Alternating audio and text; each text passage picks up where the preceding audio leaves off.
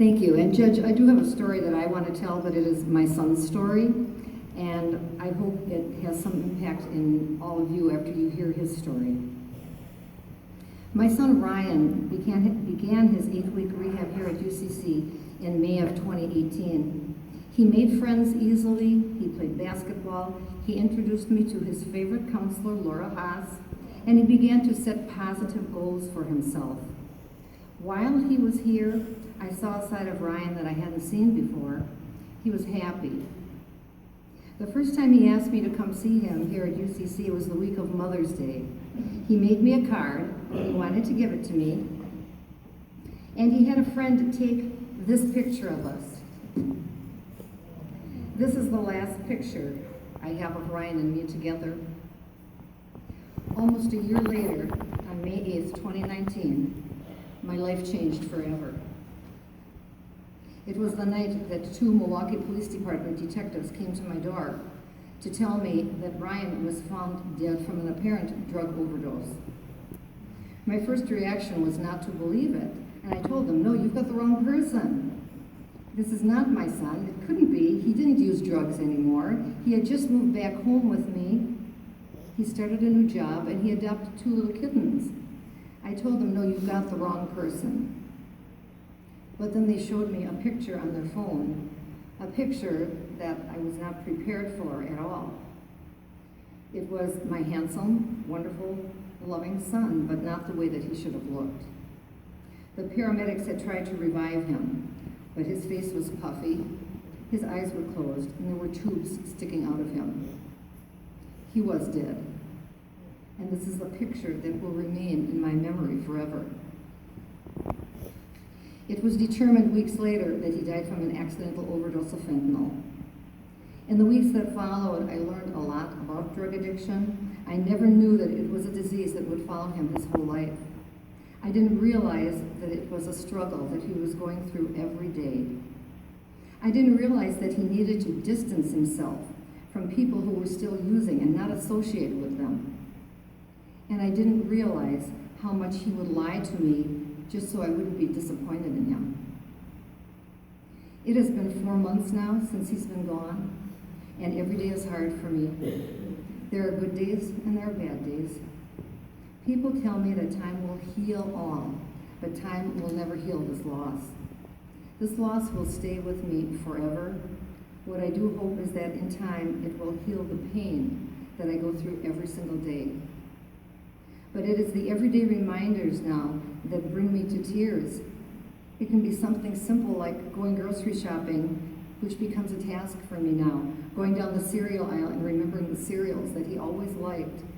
Walking past the Pop-Tarts and seeing the purple frosted berry ones that he liked so much, and how we laughed so much when I told him, "How can you eat these? They taste like cardboard." And then there was the bakery department, where we both had a love for cheesecake.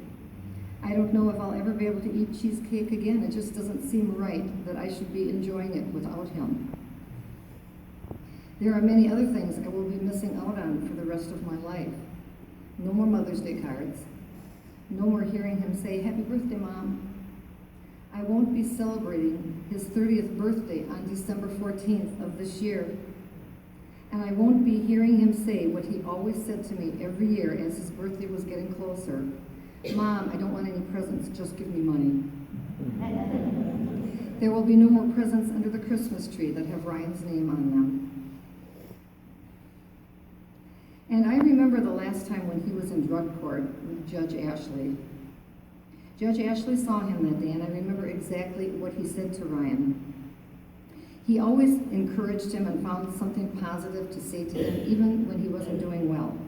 But I do remember him saying to him that day, "Mr. Hett, if it were up to me, I would send you to prison for 4 years.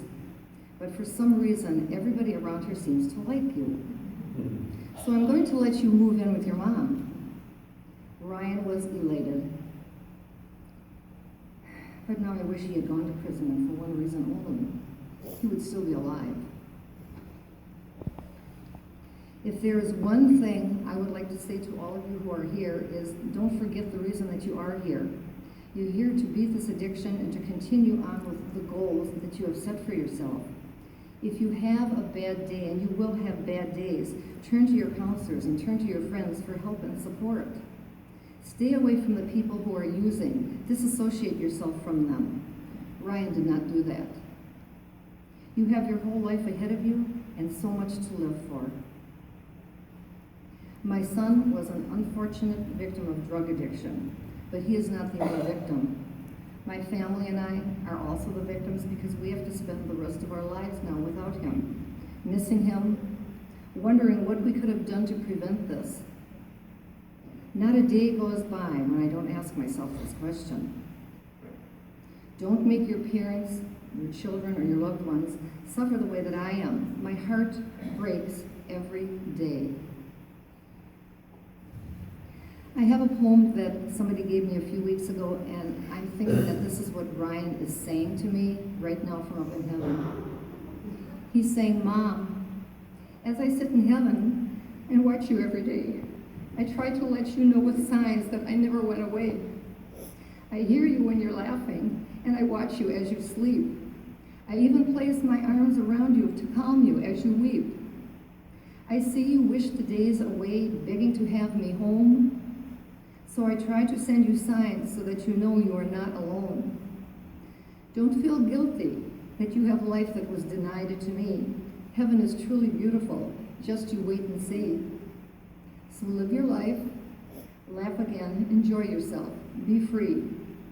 Then I know with every breath you take, you'll be taking one for me. Thank you, and God bless you.